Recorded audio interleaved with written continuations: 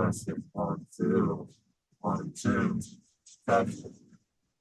Hey, All right, can you hear me well? yeah, I got you. All right, welcome to Vibe Osmosis. How you doing today? I'm doing all right. How about yourself? Hanging in there for sure. Last night was kind of a rough one. Um, it's like maybe like a bottle of wine deep and six pack in, super stoned, and Oh then yeah. friend knocks on the door, and they're like, "This motherfucker just got arrested." You Oh know, shit. like you know, better get down to whatever station he just got in and find out like what's going on here. And so I get down to the police station in downtown Seattle, King County, for our friend Bren, and found out it was going to be like $16,000 to get him out of jail. Bro, oh my God. He got himself on some felony charges, I guess, and that was a long night. So And it sounds like it. That's a lot. it was very Just down for one the guys. Like, nah, can't let Brent be taken. night. Not my homie. So go ahead and introduce yourself and what you do. My name is Jake Sitzler, and I make music, various music projects, and some drawing and stuff. But yeah, basically just many projects over the years, in and out, kind of doing my own thing along the way. But yeah, just the grind as we know it. That's very true. So how'd you come across the name Dusk Function? Um, it was it was probably more so just it really kind of just sounded cool probably at first. Like just like I struggled for like a few years thinking of names. Me and my friends would like come up with lists of like hundreds of titles and names and shit, and like eventually I just settled on that because it kind of meant something. It was like I made a lot of the music at night, as it gets dark out. So it was kind of just like it was just some meaningless jargon that I kind of applied a meaning to later. But I think it fits now. It used to be just Dusk Fun, and that was kind of I don't know. I think it sounds better. I think this way. So Resonates both ways. Dusk Fun, and then also if you want the long versions, like what's your name? yeah. Yeah. Do you have a nickname? Uh, Just Jake, really. Just people mostly call me Jake. On the internet, some people call me Dusky just because that's what my username is on like everything. But so like whenever it comes to music, what's like your go-to gear or instrument? I know you have like quite a bit of different kind of music out there. I have listened to a few. yeah, I kind of like sort of know how to get my way around like the basic drums and bass and guitar. Um, it kind of took me a while because I'm pretty much completely self-taught, so it took me like years of stumbling around in the dark and figuring out how to do that Right. like really together and recording and stuff and all that. But play guitar mostly. I'm trying to get into like keyboards and better at that.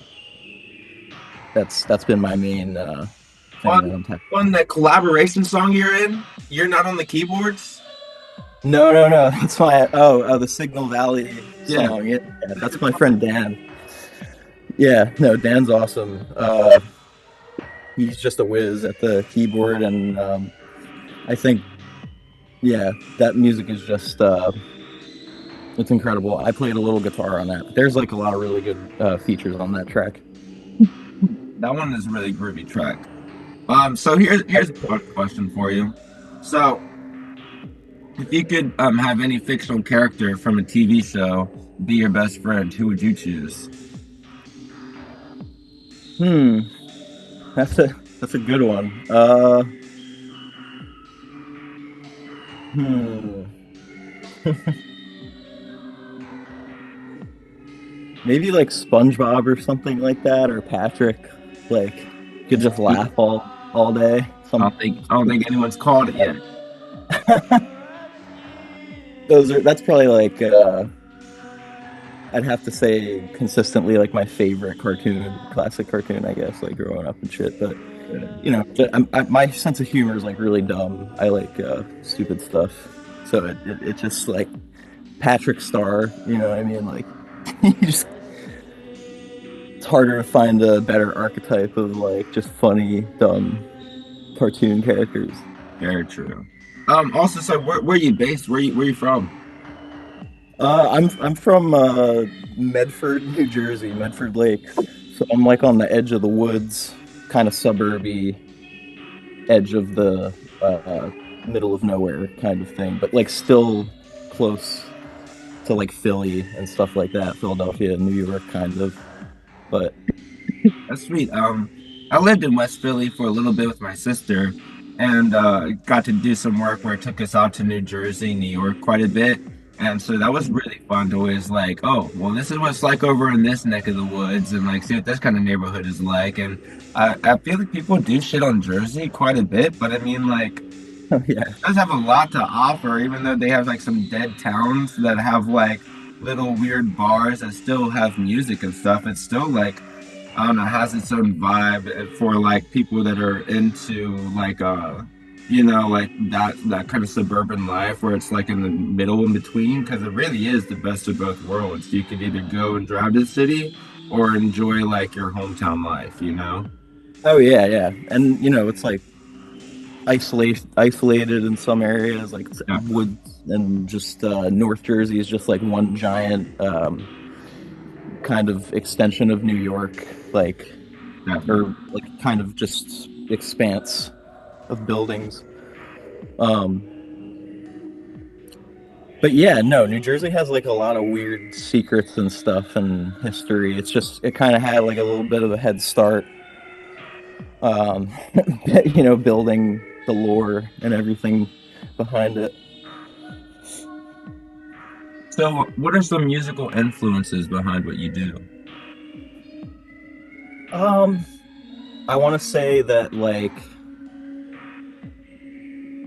going way back to when I was like really, really young, my dad, kind of like saw a lot of the end of the 60s kind of happen and stuff. And so like the Beatles and all that good stuff, like the classic rock, Uh, Queen, Bob Marley was like a big one that I heard a lot. And Okay. then like just punk. Oh yeah. Like when I first like got into like really making music and stuff, like Nirvana and like, All right. the big punk stuff, Uh, Sex Pistols, like all the initial surface. Last night, for the first time ever, I watched Salt Lake City Punk. Have you watched that No, yet? Or heard? no, no, I haven't seen that. It's like a 1990s, late 1990s movie. And one of the incredible stories I thought, was just inspirational from this one. He's like their friend I had to run away from the cops with acid in his pocket, and it was like 100 hits. And No. he's like he's like he's like something like Satan's in the house, and he's like got my mom, and like he's like but then she turned into a ghost, and now I'm out here and I don't see any like land anywhere. like like a bunch of cops like show up to the house, like ready to get him, and he's like, I won. I won. So I was like, oh man, that would totally be me. Like the one time I'm like have like hit some acid, it's just like screws my brain to the next level. Are you a fan of psychedelics? You ever go for it? Yeah, yeah. In high school, I like messed around with that stuff. Not so much anymore, but yeah, like it was like kind of like it was definitely a big thing for me. It was like I was like very teenage rage, emotional emo, basically, like teenager. So it kind of chilled me out a lot and made me like just appreciate a lot of things more. Yeah. So I was wondering, how did you come across the Alcove Dream? Oh, um, well, I started speaking with Joe back in probably uh, maybe 2019, I want to say. Oh, And it was a mutual love of Ariel Pink, basically, that like we wound up talking about stuff. And I didn't even know he made music for like about a year. And then he like showed me all these thousands of like recordings that he just kind of had stockpiled, and it was like, whoa, you know, why is this not like out? And yeah, right. I think it was, you know, I don't know, it was like really lucky, I think, honestly, like, because I don't know, it's kind of crazy thinking back to it now, like years like later. Now it feels so long away, but yeah, just I started talking with Joe back then. We helped each other out with each other's projects and stuff like that. You know, he was a very good person to like bounce ideas off of. So Very much so. we had like a good symbiotic relationship, I guess. I see. And I helped do the. How would you feel about Ariel Pink music then? Ariel's music? Yeah. Oh yeah, that was like the second almost like punk thing for me. It was like discovering that music because I was into like DIY kind of stuff, but like I just that part of it, I guess, that world, West Coast aspect, and that wasn't like garage rock or anything like that, like the OCs or Ty Segall. Yeah. I wasn't aware of, so it was like that was kind of mind blowing for me too. Yeah, I would say I was pretty mind blown to find out how much music that Alcove Dream had stacked up, and I also thought the same. I was like, how is this like nowhere to be found yet? You know, it's not even anywhere yet. He didn't put it out. Yeah, he didn't put anything out until just recently. You know, and it was like a long process too. Even just going through like all those songs with him and kind of trying to figure out which were gonna be like the best first thing. Yes, I totally agree with you on this one. So here's a fun question too. If you could create your own holiday that's not been ever created, what would you choose? What would you do? I wonder how I wonder how people would observe it too. And this holiday, if they would see it as a good holiday, or if they'd be like, I have to worship this motherfucker.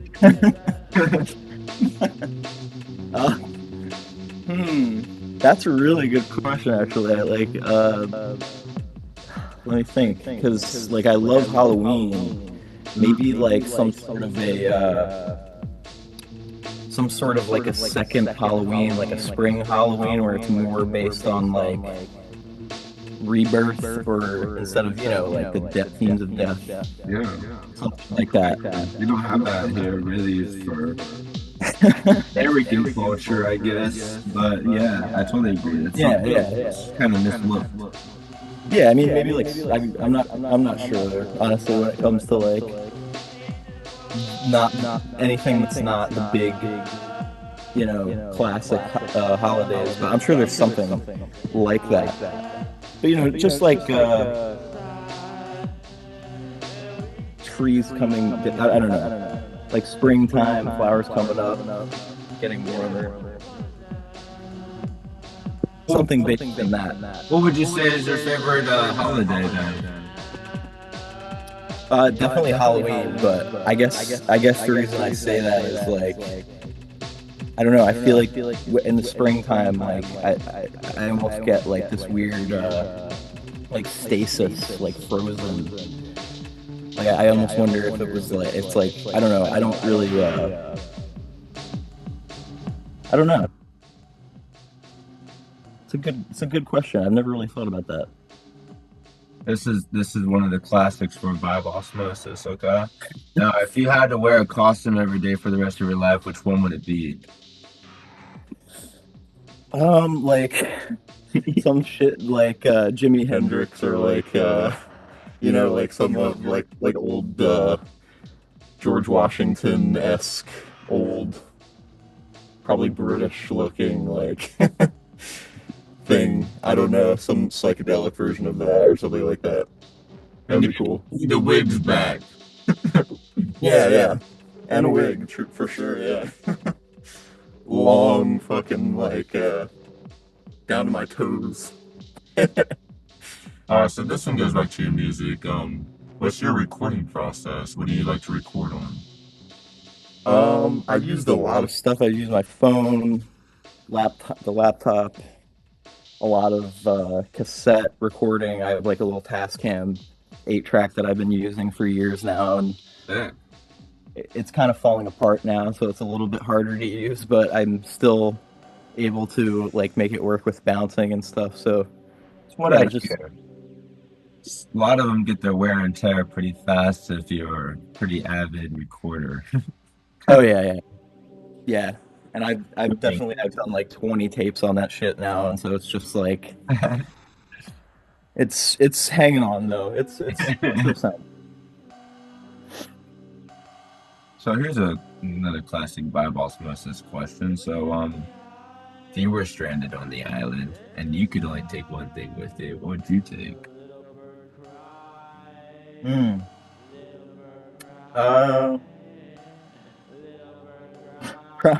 Probably like just like a guitar or something. I would just some kind of instrument, or like a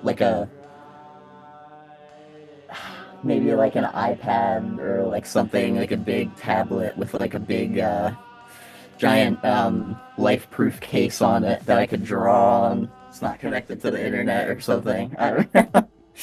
Something like that. Just keep things. Finding a longevity thing going on here. Yeah, I would try to keep myself sane, like as sane as possible.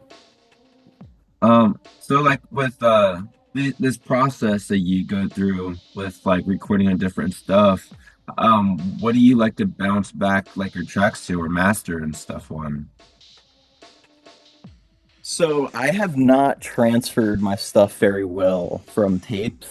I definitely have like the means to and everything, but because I've just gone so back and forth from like digital to my analog to like going back to my phone when something doesn't work and then going back to that, it's like everything's very spread across a lot of stuff, so it's constantly changing, and I'm sort of like in the process of kind of like sort of transferring it now, but we'll see. I gotta really hook it up to the laptop and do a legit transfer. I like the fumbly like mixes where it's like everything's blasting in one, like mono mixes. You're smashing everything in like one ear or both ears or whatever. But it's needed. Yeah. A fan of bedroom pop recordings and also like just kind of pushing the boundaries and what you're experimenting with, and like some of the main dudes I've been going for lately has been like this combination. Oh yeah, the DS1. Dude, so sure. I mess with the DS1, and then I add like more echo with what I'm messing with through here, and then I like just make it force each other. It's like kind of like a weird conglomerate of sound where it's like I don't even think that I started off with that in mind at all. I was kind of wondering, do you kind of go through the same process with like using different pedals to try to find out like these different sounds you're going for? Oh yeah, and the DS1 a lot too. Recently, I use that. I love its volume control. Yeah, it's got a good. It just has such a balanced, like I don't know. It cuts through, but it's not like piercing like some like fuzz pedals that I have. Exactly. But Some of them do need a lot more condensers or compressors or noise gate after that too. Or whenever you're plugging into the amp, have to tone back the amp unless you're like driving for feedback. yeah, yeah, and it almost does Feedback. sound like an amp, which is cool. Like when you turn an amp up, it's like the closest pedal to that almost. Like, yeah, I really like that. And then if you switch that echo like back and forth that you have there, like I'm sure Yeah. it's like the echo goes onto the distortion or the distortion goes onto the echo. If you switch the pedals around, it becomes like a whole nother sound kind of. Yeah, exactly. And that's like one of the things where what I feel like with like especially with like noise music makers, like their use of doing stuff that's like maybe not like your average way of going about recording wise too. It always interests me because I'm like would never think of a way to get that recorded and have it still sound like the room that you're feeling, or the vibe. Yeah, yeah, and actually like hear all the different like layers when you start adding like other stacking stuff on top of it. It's like there's a whole art to that stuff, and like I think for a while I just did ambient stuff like that because it was like I was struggling with songwriting. It's like very easy kind of to just let yourself go free with that stuff. It's good. Almost you almost can't do wrong. You know what I mean? Like as long as you are aware of that mixing aspect and everything, like Now, whenever I was younger, even before I had like Like an idea of like recording sounds. My parents gave me like the first like K-oscillator noise maker processor, like the little red one. So it's like Oh a yeah. dynamic sound processor. So like the only times where I could like hear like myself was like plugging it like my headphones in and hearing my headphones, and I would just be on the pad making my own soundscape for a long time and never really even put together like, okay, like I can actually do this as like a music thing too. Like it took me like years, like maybe 2 years after messing with that thing, to be like, okay, like now I should figure out how to record like some of these ideas because like it's all like coming together now, you know? Yeah. You ever find that with like whenever you're working on these tapes and stuff that like, oh, I could go back to this and make this one look better? Oh, absolutely. Any older ideas and stuff like that, or like even like old sound clips. like that too, like weird little things you're just like messing around one day and you're like just kind of sound painting or whatever like that. People need to give themselves a little more credit for that stuff because like it's like sometimes it's a small thing, sometimes it's a long thing, but like it's like I don't know, it's very I feel valuable skill to kind of work on and build and stuff. Even if you're trying to just make like pop music, it's just a good thing to kind of study textures and things like that. And oh yeah. So what's I the love noise music. I love noise music. weirdest job you ever had? This one's a new question for Vibe. Um,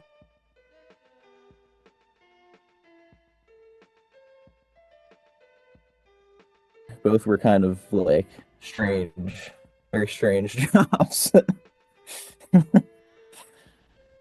What kind of job was it?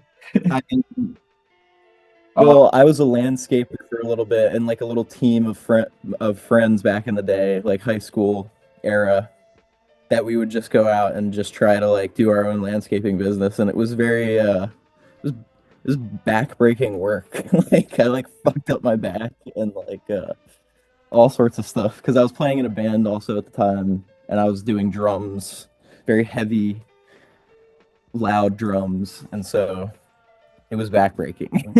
My back is still recovering from that shit. okay. So this is a brand new Vibe Osmosis question that I just thought of. You watched the movie Freaky Friday before?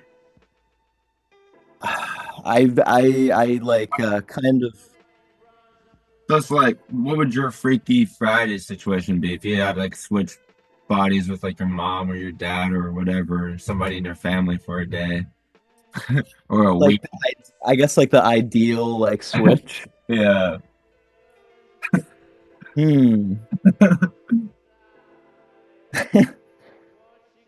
Well, yeah, I'd probably be my dad for a day. He's had like a really interesting career, so probably just like you know, experiencing that world. He's like in law and things like that. Like he was a lawyer for like 40 years, and so he's seen some shit. Be funny. Like the one time you switch over, somebody like in his life that cares about him, like needs him so bad, desperately. Right? Like, oh shit, here we go. Where we get cooking. Gets So called to do like this the one, ultimate job. this one's a new one for you. So, are you much of a dancer? No, I'm terrible. I'm really bad. So, what would be your go-to dance move? Whatever the newest trendy TikTok Fortnite dance. Yeah, I was just saying Fortnite move. Yeah, if animals could talk, which one do you think would be the rudest? Really trying out these weird burners. Probably like a weird like one you wouldn't expect. Like I don't know, I love cats. I'm not like an anti-cat person or anything, but maybe like cats. They'd probably say like the meanest shit ever. Like if Yeah, they were like they live with your shit. They'd be like the worst roommate maybe to have. they know all your secrets and stuff. Like I don't know. Oh yeah. So this one is like the good classic one here. Um, your ultimate last meal. What would your ultimate last meal be? Ooh, maybe some kind of like stew or something where it's like every flavor, trying to throw like every flavor in at once. A good idea. So what kind of stuff would you go for? Like chicken, rabbit, all like these random meats. Oh yeah, all that good stuff, like weird like vegetables or things like Oh yeah, yeah. That's a good. spices and like maybe like a jambalaya or something like that. I don't know, like something weird and spicy, so that I'm like, you know what I mean? My mouth is like on fire for that shit. I'll just be like totally ready. All right, yeah. Here's also a classic one. What's some of your favorite movies? I've always liked Jacob's Ladder. My uncle showed me that one That was like back when I was younger, and it's like a weird, I guess, like horror thriller kind of thing, psychological thriller. For people that haven't watched it, it has this pretense that there's going to be this immaculate picture. Mhm. And what you're really entail for, or in the whole entertainment wise, is the development of the plot or the development of these characters. That's my take on it. I want to say like it's like a really scary movie, but like Yeah. what people say like it's this horror, but it's like I would say like it is. It's tasteful, but it's not on the same regard as like I don't know some like Texas Chainsaw Massacre, or you know what I mean? Oh yeah. It's like horror, yeah, it's scary, but I would be like trapped in a house with some killers. Yeah. Like I guess anything that falls under Creepy. kind of spooky, like surrealism, but also maybe scary. Like I like horror Yeah, movies a lot. the surrealism part is really great. Did you watch Yeah. Nosferatu? Oh, like the new one? Yeah. No, I haven't seen that. Oh, it's terrible. Don't do it. It got mixed feels on this one now.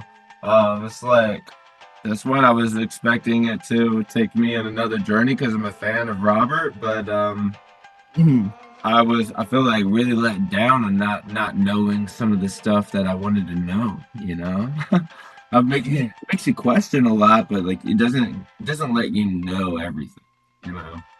Right. I'm picturing it being kind of more like flashy, almost more. It does touch on the surreal dream thing because that is exactly what's going on, and that's like what's cool about it. But Yeah. all right, so down to the rest realm. So, what are some more favorite movies of yours? I don't know. I've always loved like the '70s Hobbit cartoon. That's always been like I don't know why. It's just funny, like the music and stuff, and Yeah, very same kind of feel, sort of like the spooky, but also very jovial.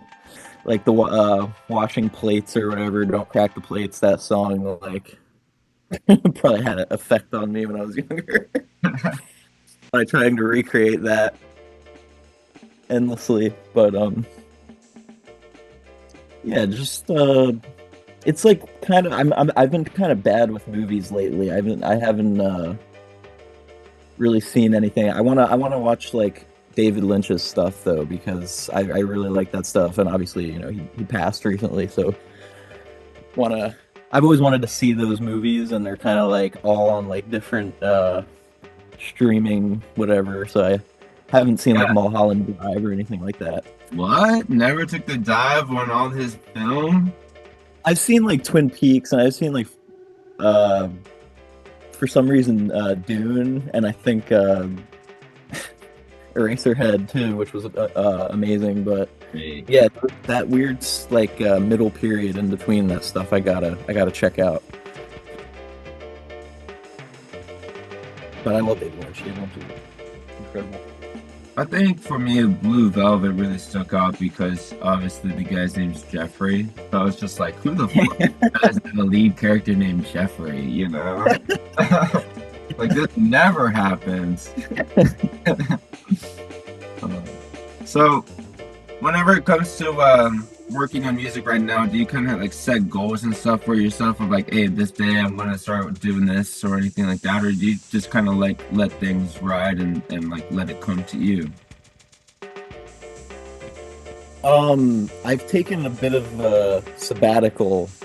Life kind of like got in the way for a little bit for a few months, and so I'm sort of just over the past couple of like month or two, sort of getting back into like doing it every day, and like picking up the guitar every day and recording, and I have so much shit that I have to get together that it's like old stuff, songs that haven't been recorded yet or mixed.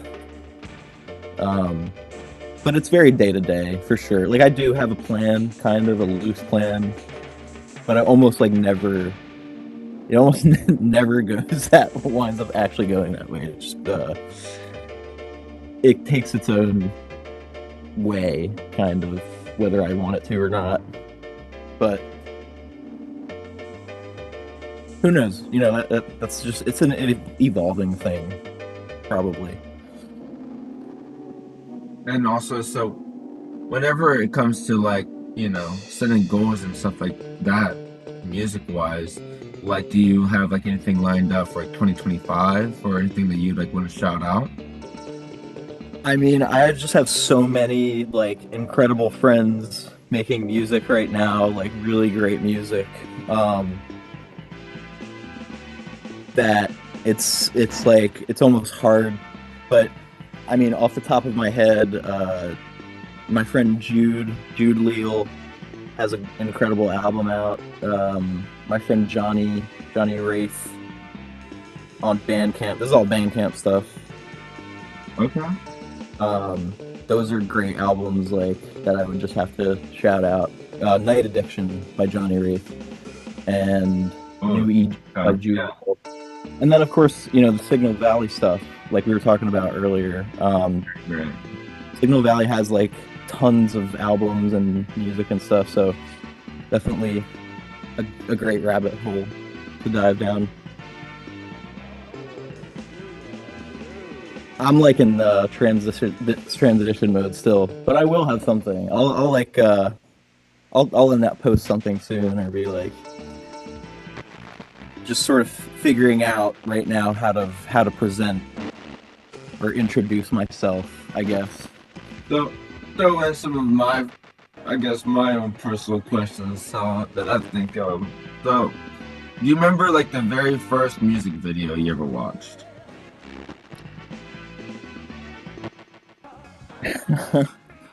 um, I feel for some reason, like, I know this isn't the first one I would have watched, but for some reason, I remember watching this weird Snoop Dogg video, like when I was really little, of like them like chilling in the pool, like smoking weed and stuff. Oh, And like, I don't know why, but it was like really colorful, and I just have like a very distinct memory of like watching that with my friend Joey. But yeah, like it probably was some weird pop thing that was like on the radio when I was like 12. You know, something like that. I do love that stuff a lot. Okay, so like, what was like your favorite kids movie growing up?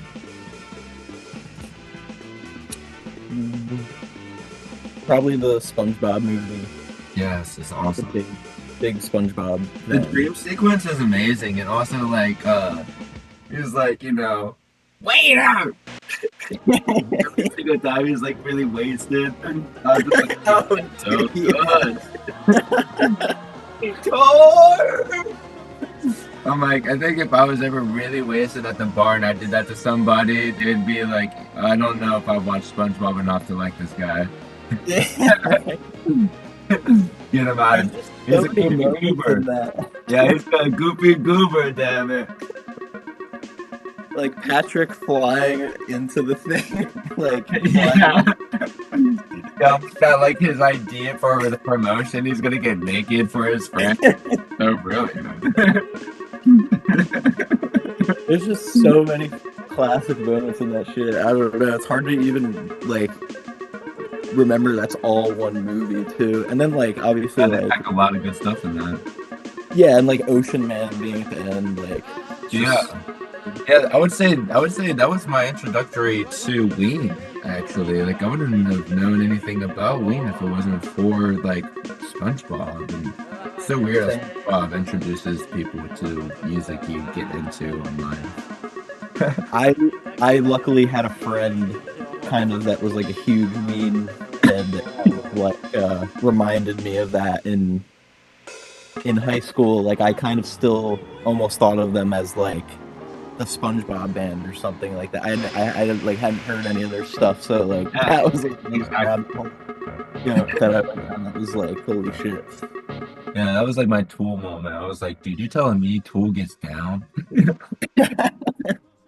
All right, so what's your favorite Ariel Pink song? Oh man, that is might even be like the hardest question you've asked me yet. Right now today. Oh yes, that's a good one.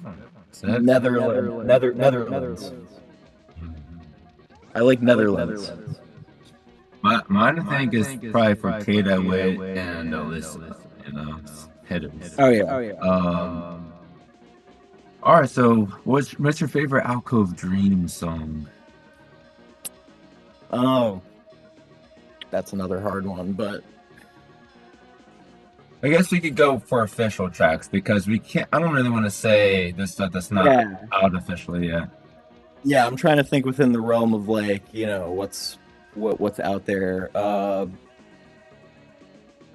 out SoundCloud. Well, that's like an incredible like closing song.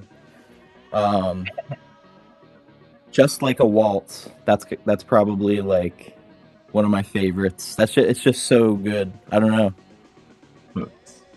That music touches your heart for sure. Yeah, it definitely does. Also, so do you remember this is like the last question. What was like the very first instrument you bought? It was a Epiphone SG. And I used that for so long, and it's a little messed up right now. I haven't fixed it up in a few years, so I really got to bring that thing back because it had a nice glassy, but like heavy sound. It was weird. Well, I appreciate you taking the time to join Vibe Osmosis today. It's been fun, Dusky. Yeah, of course. It's good to finally talk to you. Yeah, Thank you so we'll much. keep